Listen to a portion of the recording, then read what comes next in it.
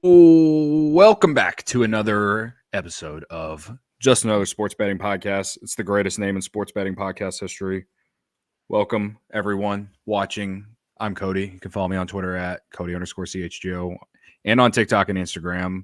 Joined once again by my good pal, Tommy Erbe. Hello, friend. And guest tonight, my good friend Blake. Huge Cubs fan, huge supporter of CHGO Cubs. And we met at Wrigley Field this year. And I know he's a big degenerate. He does his own sports betting show called, what is it called? Sunday Spread? Sunday Spread every Thursday. So if you're looking to just keep feeding the addiction, feel free to wake up on Thursday morning and get the picks over there. So listen, love it. We have done okay. However, we could be better. So I actually will encourage people to check out other shows as well, because I ain't perfect, but also just here to provide some sort of help to anyone who, just doesn't know anything about sports betting, or, providing entertainment, I guess, in terms of why we're going to bet these dumb games when honestly, it's kind of stupid that we do it, but whatever. Like last night, watching 4 quarters of Daniel Jones, that's only something us degenerates would do. So credit to us. Yeah, I mean, we did pretty okay with college football too. I went 9-4 if I just did totals and spreads. USC really screwed us. USC, it was not their fault. They did not screw us. The Big Ten refs who were trying to make sure that Penn State would get into the playoffs screwed us. It's a great way to look at it. Two blatant pass interference calls in overtime. Even the broadcasters were like, "What just happened?" I'm still salty about it because that was our very big, long named parlay.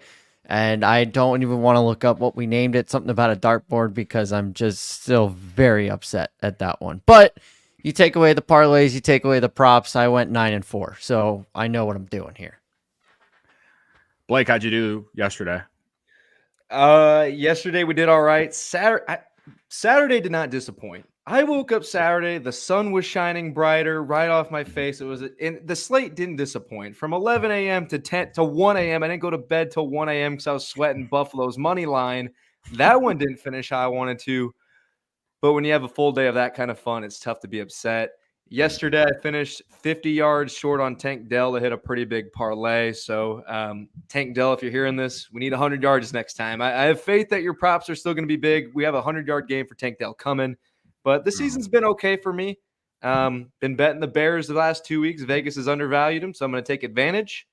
And I'm going to look for that trend as the season goes on, too. So, not too bad.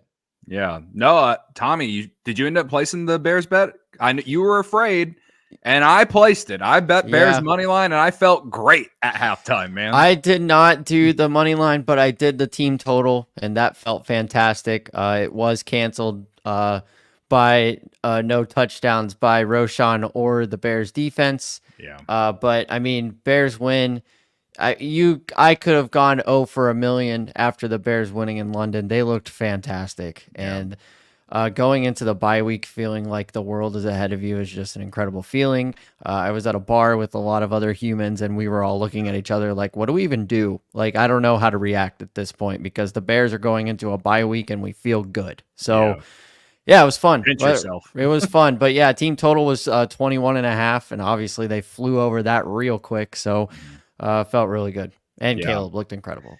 Yeah, I mean, thankfully I had Bears money line. The most obvious play that I thought would cash by halftime was DJ Moore any receiving yards. And perhaps it would have hit if the one bad play Caleb Williams had did not go that way, I don't know how many yards that would have been, but it was at least 50. It looked like a 50-yard pass. So that was unfortunate, but this is kind of like how do I say this? The negative thing from a gambling standpoint when it comes to betting props with the Bears is that anyone on any given day can have a day. DJ Moore had the great game against the Panthers, and then of course Keenan Allen finally shows up for us this season with 2 touchdowns. Cole Kmet. Why did I not bet on Cole Kmet when I literally saw him at the office a week ago and told him I picked him up on my fantasy team? I don't know. Why did I all I know is that me benching him on my fantasy team is why he put up 2 touchdowns and then snapped a couple balls too. Whatever gets a Bears win. Honestly, that's where I'm at. Just yesterday too, my 4 corners parlay was 1.5 away from hitting, like plus 972. I missed by 1.5 in Washington-Baltimore game. But if you took the teaser version of it for plus 240, that checked. So the money line parlay, I ended up putting the Packers in there and it cashed. And I had the Lions. I mean, thank God the Cowboys stink. That was the most non-sweaty hand parlay. up. That was the worst pick of all time. We sat here, Blake, on Friday and talked about it. And I said, and we went over every single stat that was blatantly saying the Lions are going to destroy the Cowboys. And I said, it's Jerry Jones's birthday. This is the spot where the Cowboys win. And boy, oh boy, was I wrong. It was very fun to watch. I won't lie. I mean, much fun watching that it. was the only pick that I didn't research anything. I was like, this is the one the Cowboys win. So everything else felt good. If you take those 2 away, the money line and that, I'm 7-3 on the day. So I'm feeling pretty good. I had Bucks money line, I had Ravens money line, I had Lions money line, I had Packers money line, and I think it was either the Eagles. I can't remember. It was like a 5. I think it was the Eagles. Yeah, 5-legger ended up being like plus 497. So yeah, I made some money on that, and the Jahmyr Gibbs receiving prop hit in the first half. Yep. I love the Lions and the Cowboys game. So I feel I went 8-6 between college football and the NFL this week. So it was honestly probably my best week in a while. So hopefully I build off this and we continue to build off this, Tommy. Yes, we will. Okay, so we're 7 minutes in, and people are probably tired of hearing us talk about what we won. They want to know how we're going to keep winning. All right, so Monday Night Football, Jets, Bills. We got a real barn burner tonight. Aaron Rodgers versus Josh Allen, AFC East matchup. All right, the spread's 1.5. Let's just start with the game itself. The spread. I give this advice all the time. On a spread lower than 2, I guess. I would say lower than 3 because the odds of it being a 1 or 2 point game at the end are very low most of the time. But it's 1.5. I personally would tell people to always just take the money line in these cases because especially if you want to take the favorite. Because if let's say the Bills in this instance win by 1 and you got it at 1, then you just sweated that game out for nothing. You get your money back, but I just feel like it's just pay the juice. Just pay the juice, get your money if that's what you're planning to do. However, I'll just start with myself. I'm taking the Jets tonight, fellas. Jets money line at home. Robert Saleh just got fired. You know what that means. Jets about to bounce back. Jets. Jets. Aaron Rodgers. 30-13 against the spread in divisional home games in his career. 29-15 against the spread off a straight-up loss when the line is less than 7. Give me the Jets tonight at home after their coach got fired. The Bills are due for a loss. Jets. Jets. Yeah, this game stinks. Everybody's coming off of losses. However, just some fun facts for tonight. While you're deciding out there if you're going to make a pick or not, the Bills have not lost 3 straight games in the Josh Allen era. This would be number 3 if the Jets did win. The Giants and Jets are. Oh, I'm sorry. What? I was just going to say, when I say the Bills are due for a loss, it's just more about that. I just need them to lose so I win this. No, I understand. Yeah. The Giants and Jets are a combined 4-30 straight up in prime time at MetLife since 2019. not great. And the fact that since 2019, we've seen them on primetime 34 times, that's just mean to America.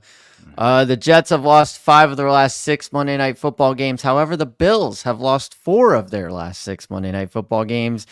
And the decider for me as to why I'm going to join you on the Jets money line, they will be wearing their normal Jets uniforms. That's right. They are going back to the Mark Sanchez era and wearing, as God intended, the football-looking Jets logo and the white helmets and the normal end zones. That is why I'm going to hate pick the Jets to win the football game. I'm with you. I just went straight for the money line. I got it even, so plus 100. Plus 100. Put a unit on it, get a unit. Yeah, I'll go Jets. Why not? I don't care. Blake? It's a clean sweep. I'm also going with the Jets as well. Buddy. This cannot be good. I like Tommy earlier. You kind of mentioned it with the Cowboys game. You know, there's some things about real gamblers who have been in this game, you know, been through this fight and refuse to leave it. And it's like you said, like birthdays. Jerry Jones' birthday, you were feeling Cowboys.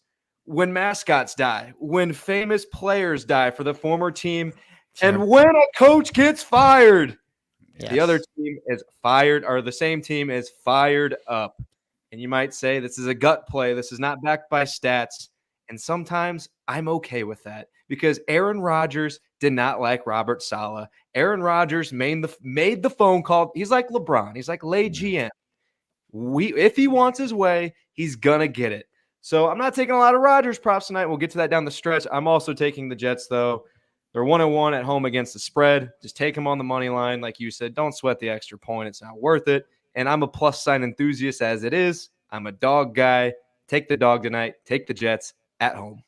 Yeah. I like where Nick Kelch is sitting because he says he's on the Bills. That's a fantastic spot to be with these three idiots going for it. Yeah, so. Nick's like, all three taking the Jets. We're like, yeah. We're like College Game Day or like the NBC graphics that they put up every Sunday night, and when when everyone takes the same team, that team ends up losing the game. So yeah, we'll see. I think that Josh Allen doesn't have an interception this year, and he has 4 against the Jets his last 2 games, I believe. If I looked at my tablet correctly and read correctly, I believe it's 4 interceptions, including 3 last season in 1 game. So, the Jets, despite how, bad they've been, they still have one of the best defenses in the NFL, and they are 2-3. So not only are they in a position where, they could potentially be fired up because of the coach being fired, but also they're also in a position where they really do need to win this game to stay afloat. Absolutely. I mean, this is a first place game. Right. If the Jets win, they're in first place. Right. So I understand the Bills. I think we've seen the Bills play way better games than the Jets for sure. But I think if the Jets are able to establish any run game at all, they will win this game. And I know they've struggled they've struggled to run the ball all season. But the Bills are a bottom 10 team defending the run. So they need to get Breece Hall going, Braden Allen, get them going. I think if they're able to run the ball, the Jets will win this game. Yep. So, yep. Now, of course, system play, prime time. I'm taking the under tonight. Yeah, I don't have to talk about it. And I don't even think it's just the system play, but again, the Jets have one of the best defenses in the NFL. The Bills' pass defense has been pretty good. They're not as good against the run, that's for sure, like I just said. But I do like the under. It was at 47.5. If anyone took that early, good for them. Early in the week, good for you. It's down to 41.5 now after a week. So, and both of these offenses are clearly broken. So until somebody shows me that they're not, I went. That was the first play I made was under 41. It is what it is. It's prime time. Everybody stinks. The under last night for the Bengals and the Giants, it wasn't even a sweat. I placed it and was like, man, I wish I put my rent on this at the end of the game. They got a quick Joe Burrow touchdown out of nowhere where he ran 1,000,000 yards, but then after that, nothing until the 4th, right? That was it. Yeah. So Yeah, I mean, I think we're all here for Jets and the under. Bills and Yeah. the over are the play. Sounds Bills in the over are the play, apparently. Yeah. All right. Props are going to be fun though. Yeah, We can let's do some props. This is my favorite part. I love doing props. Okay. Brees Hall over 26.5 receiving yards. Honestly, I wouldn't hate if you did Brees Hall rushing plus receiving. But as I said, I think if the Jets can't establish the run, he will probably go over his prop, but they haven't been able to establish the run at all this year. So it's one of those, like, I need to see it, but I feel like for sure, I feel really good about Brees Hall getting involved in the passing game, largely because the Bills I believe are a bottom 2 team in receiving yards against running backs. And he's played pretty well in the passing game against the Bills in the past. I'm bringing it up right now. I should have had it up, and this is my fault for not being prepared. Here we go. It's okay. We're here. Head to head. Last year, he had 50 yards when they played at Buffalo. He had 20 in the very first game of the year when they played the Bills on Monday Night Football. So one of the 2 games that they've played, he's gone over the 26.5 mark. I know on BetMGM you can get it at like 24.5, but it's more juiced. I got it at FanDuel for 26.5 at -110. So to just kind of confirm against running backs, they actually are dead last. The Bills are dead last in receiving yards to running backs. And as far as targets, he in their 2 games, he's had 2 targets and then 6 targets in that last game. But again, for the season, he's had at least 4 targets in every game. So we'll see if they struggle to establish the run. Maybe they get him involved in the passing game as the game goes along. But I like Brees Hall over 26.5 receiving tonight. Interesting. I like it. Thanks. Is that your only prop? No, I was just going to go around the corner, go around the realm, and then if I do have one or 2 more, but I wanted to give you guys the chance. Okay, yeah, I like that one. Mine, of course, I am an interceptions guy. I'm an interceptions enthusiast. When they happen, I jump out of my seat. BetMGM offers a prop that is combined interceptions for both starting quarterbacks. It's always at 1.5, and it is always plus money. And tonight it is plus 155 for over 1.5 combined interceptions for Aaron Rodgers and Josh Allen, 2 guys that Josh Allen, known for interceptions, has not done interceptions this year. Aaron Rodgers, known for accuracy, always done his interceptions this year. I love my chances here. I feel like the wind is crazy, so maybe they throw a ball that falls short into a defensive backhand, tips balls at the line, something like that. I think I can get away with 2 of them tonight, and at plus 155, it's too juicy not to take. So I will take Josh Allen and Aaron Rodgers to combine for over 1.5 interceptions. 2-0 this year on that bet. I do feel really good about Josh Allen throwing one at least. And late in the game, somebody's going to be down, somebody's going to need a score, and somebody's going to do something stupid. that you only need so like Aaron Rodgers can throw too. I don't bet on BetMGM. I gotta, I'm in Missouri, so I'm a Fliff guy. Sure, yeah. If you're familiar with Fliff, we're basically betting Clash of Clans coins. We try and turn it into money. So I don't get all the cool props or the cool like plays like everyone else. But if that's all you got, I'll go into one of mine here. Yeah, go ahead, for it. Yeah, we'll go one at a time. I'm peppering the running backs in this game. Brees Hall is not going to finish this season without a game of over 100 yards. I'll get to that later, but I'm straight for right now. Over 57.5 on the ground for Brees Hall tonight. He's still getting 74% of the snap share. I know a lot of people earlier in the season were concerned about Braylon Allen, who I still think's a good running back, but he's not as good as Brees Hall, at least not right now. So I'm going to take the Brees Hall over yards. I still think he gets 16 or 17 attempts. Nathaniel Hackett lost his play calling privileges last week with all the overturn going on with the Jets coaching.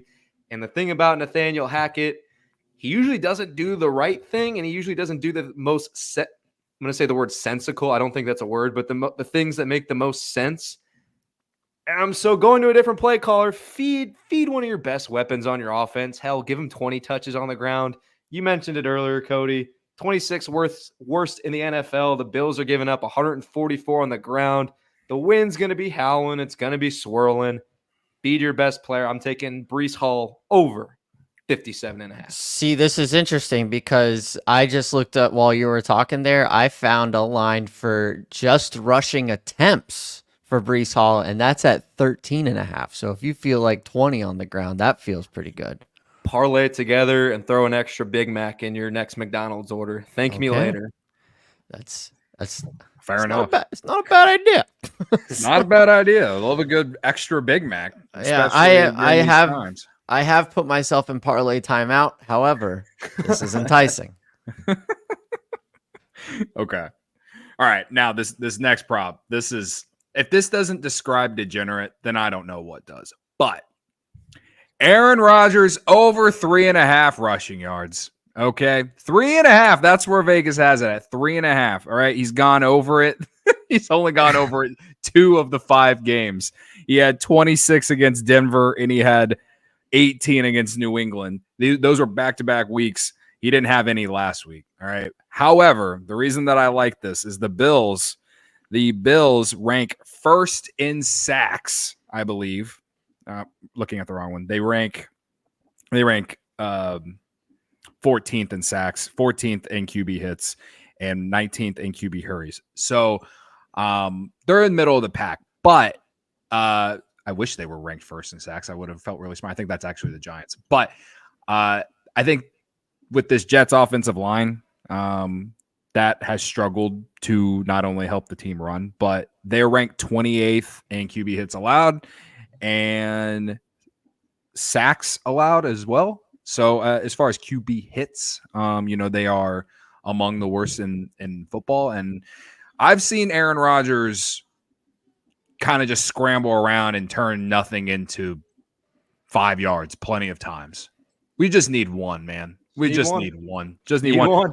Also, the Bills are ranked 28th in rushing yards to quarterbacks. Now, I understand they played 3 teams that have had 3 mobile quarterbacks. I think Kyler Murray was one of them. Lamar Jackson was the other. I'm blanking on that third one. So there is, it's style of play difference there. But again, I think as Bears fans have seen our entire lives, that guy can scramble. Doesn't matter to me that he's coming up, that he had that Achilles injury. It's not like he's been put at 0 every single game. I do question this Jets offensive line. So if he can just one time get us 5 yards on him, actually I would like to have 10 because I'm still very hurt. I'm still very hurt by those kneel downs from Patrick Mahomes against the Falcons a couple weeks ago. So give me 10 yards, Aaron Rodgers. That's what I'm asking for. All right. Aaron Rodgers over 3.5 yards rushing.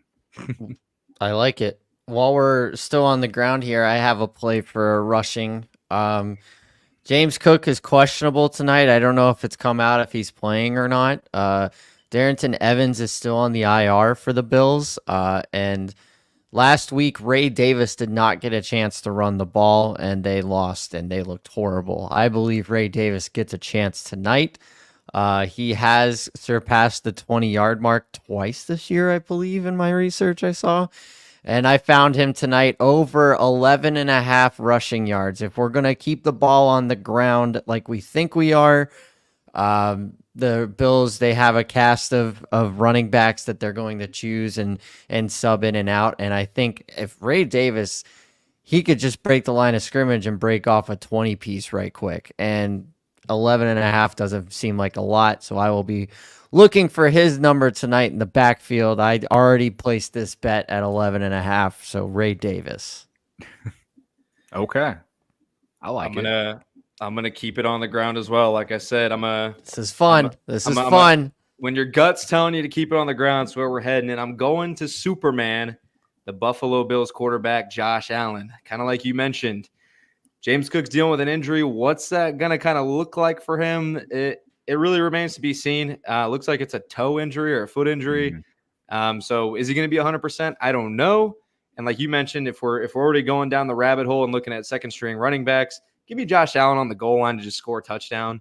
Especially if they're down in this game, Josh Allen turns into Superman, and he's not afraid to jump over a couple defenders, stiff arm a guy, put his shoulder down. He hasn't scored since week 1, but if you're going to get him at plus 140, again, plus sign enthusiast here, just give me one carry on the goal line. He's fast, he's strong, he's Superman, he's the second best quarterback in the NFL. That's why I like to score a touchdown, at least on the Bills side. So give me Josh Allen. I really like that one, actually. Like just that. Largely because James Cook, he's probably going to play, but how much is he going to play? And when they do get down to the goal line, for most of the season, James Cook has been getting those carries. And if he doesn't this time, who else are you going to give it to other than your best player? Yeah. So yeah, I like something that. Something to look at.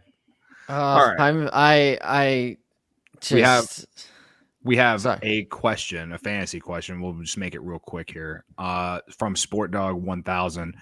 Guys, I have a tough decision. My 8-team PPR Superflex. I have Breece Hall or Garrett Wilson and Dalton Kincaid, and I'm 19 points behind.